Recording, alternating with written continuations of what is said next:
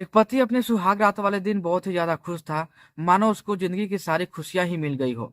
लेकिन उसे क्या पता था कि उसी की सुहाग रात के दिन उसकी पत्नी के साथ कोई और सुहाग रात मना रहा होगा। ये कभी उसने कल्पना भी नहीं किया होगा। दोस्तों, ये कहानी भागलपुर की है और जो दूल्हा होता है उसका नाम दिनेश यादव होता है। अब जब दिनेश यादव की शादी की दिन रखी जा रही थी, तभी वो लड़की कॉल करती है और बोलती है कि मैं किसी और से बात करती हूँ और मैं किसी और से शादी भी करना चाहती हूँ। मेरा पीछा तुम छोड़ दो। अगर तुम मेरा पीछा छोड़ देते हो तो मेरे जो पिताजी है वो तुम्हें परेशान नहीं करेंगे और ना मुझे परेशान करेंगे। अगर तुम मेरे पिता को ये बोल दो कि मैं इस लड़की से शादी ही नहीं करना चाहता हूँ, तो मेरे पिता मेरा पीछा करना छोड़ देंगे और मेरी शादी को यहीं पर तोड़ देंगे। लेकिन वो जो दिनेश यादव था, उसकी खूबसूरती पे वो मर मिटा था, जिसका नाम की निकिता था। दोस्तों, ये सब सारी घटना निकिता की खूबसूरती के कारण ही घटती है। और निकिता इतनी खूबसूरत थी कि वो दिनेश उसको दिल दे बैठा था और ये भी भूल चुका था कि वो किसी और से बात करती है, प्यार करती है, कुछ भी था। ये सब सारी चीजों को भूल कर निकिता से बस शादी करने के लिए तैयार हो जाता है। निकिता के माता पिता को भी पता था कि निकिता किसी और से बात करती है, तो इसकी जल्दी से शादी कर दी जाए। अब होता यह है कि शादी के दिन भी रखी जाती है और शादी होने भी लगती है। तब तक ये निकिता भी उसको समझाते रहती है, जिसका नाम कि दिनेश यादव था, उसको समझाती है कि मैं किसी और से शादी करना चाहती हूँ। अगर तुम मुझे लेकर भी जाओगे तो तुम्हें कुछ फायदा नहीं होगा, मैं उसके साथ ही भाग जाऊंगी। लेकिन दिनेश जो था वो ये इस बातों को समझने की कोशिश ही नहीं कर रहा था। वो बोलता है कि नहीं, मैं फिर भी तुमसे शादी करूंगा।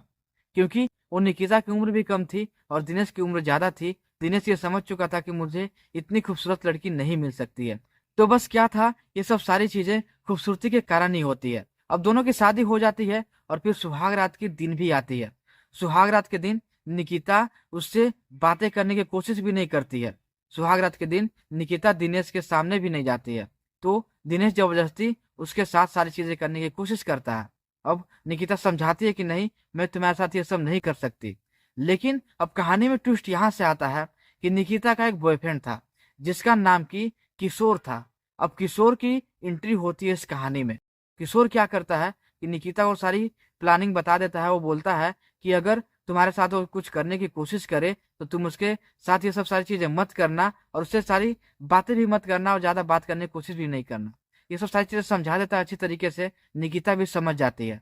अब जो निकिता होती है, अपने पति दिनेश को अपने से दूर हटाने की कोशिश करने लगती है, उसको अपने नजदीक आने ही नहीं देती। अब दोस्तों, ना नुकुर करते करते रात के 12 बज जाते हैं। दोनों के बीच झगड़े भी होते हैं। निकिता बोलती भी है कि मैं तो बोल रही थी कि मैं तुमसे शादी नहीं कर सकती हूँ, लेकिन तुमने जबरदस्ती मुझसे शादी की। अब सारी चीजें तुम्हें झेलनी पड़ेगी, मैं तुम्हारे साथ ये सब सारी चीजें नहीं कर सकती हूँ। अब दिनेश अपने असली रूप में आता है, उसे गुस्सा आता है और फिर वो निकिता के साथ गलत हरकत करना शुरू कर देता है। अब दोस्तों, जैसे ही दिनेश निकिता के साथ सारी चीजें करने की कोशिश करता है, तब तक उस किशोर की एंट्री हो जाती है उसी कमरे में। अब दिनेश जैसे ही पकड़ने की कोशिश करता है निकिता को, तब तक दरवाजे पे किशोर दस्तक दे देता है। अब वो समझ चुका था दिनेश कि ये जो भी है इसका बॉयफ्रेंड ही होगा, इसे बाहर ही मार के भगाना पड़ेगा। अब दरवाजे को दिनेश यादव जैसे ही खोलता है तो सामने वो किशोर को पाता है। किशोर के हाथ में एक गन होता है। अब किशोर सीधा दिनेश को गन पॉइंट पर रखता है और दिनेश को बोलता है कि चलो मुझे दिखाओ कि निकिता कहाँ है। फिर वो जो दिनेश है वो निकिता के पास लेकर जाता है। दोस्तों, बहुत ही अजीब सी घटना घटती है यहाँ पे। ये किशोर जो होता है वो दिनेश को एक चेयर पर बांध देता है। उसके बाद वो सुहाग रात मनाने लगता है अपनी निकिता के साथ। ये सब सारी चीजें दिनेश वो देखते ही रहता है और इधर किशोर सारी चीजें कर रहा होता है। दिनेश किशोर को बोलता है कि ये सब सारी चीजें ठीक नहीं हो रही है, मैं तुम्हें पुलिस के हवाले कर दूंगा, तुम पे केस की जाएगी और मैं ये सब सारी चीजें सुबह होते ही सबको बता दूंगा। लेकिन किशोर था कि वो मानने के लिए तैयार नहीं था। वो बोलता है कि ये मेरी पत्नी है, तो दिनेश बोलता है कि ये मेरी पत्नी है। ये सब सारी चीजें होती है और इसी बीच में वो जो किशोर होता है वो बहुत ज्यादा गुस्से में आता है और फिर वो बोलता है कि अगर ये तुम्हारी पत्नी है तो ये तुम्हारे साथ कभी ये सब सारी चीजें नहीं कर सकती है, ये सब सारी चीजें ये मेरे साथ ही करेगी। उसके बाद वो सब सारी चीजें किशोर और निकिता के बीच में होती भी है और दिनेश बस लाचार बैठा देखता ही रहता है। दोस्तों, जब किशोर की अश्लीलता खत्म हो जाती है तो वो उस कमरे से निकलता है और निकिता को अपने साथ लेकर चला जाता है और फिर दिनेश को उसी चेयर पर बांधकर ही छोड़ देता है। जब वो उस दिनेश को वहां पर छोड़ देता है तो सुबह होती है। फिर दिनेश कहीं ना कहीं से जुगाड़ लाकर लोगों को बुलाता है। फिर उस चेयर को खोला जाता है।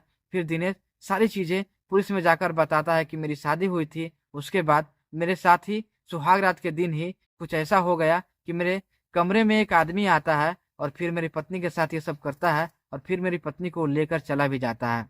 दिनेश यादव की ये कहानी सुनकर पुलिस भी हैरान होती है और सारी पूछताछ करने के बाद वो निकिता को पकड़ती है और किशोर को पकड़ती है। फिर किशोर और निकिता सारी चीजों को बताते हैं और फिर दोस्तों किशोर और निकिता एक दूसरे से शादी कर लेते हैं और फिर निकिता अपने घर में अपने माता पिता को बताती है कि मैंने आपको पहले भी बताया था कि मैं इसे शादी नहीं करना चाहती हूँ, मैं किशोर से सारी चीजें करना चाहती थी, मैं किशोर से ही प्यार करती हूँ, तो आपने जबरदस्ती की, इसीलिए मैंने आपकी बातों को माना, आपकी इज्जत को रखा, लेकिन मैं अब किशोर के साथ रहना चाहती हूँ, मैं दिनेश के साथ नहीं रहना चाहती हूँ। फिर दोस्तों बाकायदा किशोर और निकिता एक दूसरे से कोर्ट मैरिज कर लेते हैं और फिर ये दिनेश उसको तलाक भी दे देता है। तो दोस्तों ये सब कहानी आजकल बहुत ही आम हो गई है, उसीलिए मैं सिर्फ यही बोलना चाहता हूँ कि अगर आप सब भी शादी करना चाहते हो तो पहले अच्छे से लड़की की बैकग्राउंड जान जाओ, या फिर कोई लड़की किसी लड़के से शादी करना चाहती है तो लड़की के बैकग्राउंड को पहले जान ले, उसके बाद ही शादी करें। तो दोस्तों आपको ये कहानी कैसी लगी अपनी राय में कमेंट में जरूर से शेयर कर दीजिएगा और वीडियो को लाइक करके चैनल को सब्सक्राइब जरूर से कर लीजिएगा। तो मिलता हूँ किसी ऐसी ही नई कहानी नई स्टोरी के साथ, तब तक के लिए अपना ध्यान रखिए, सेफ रहे, सतर्क रहें और अपने घरों में ही रहें।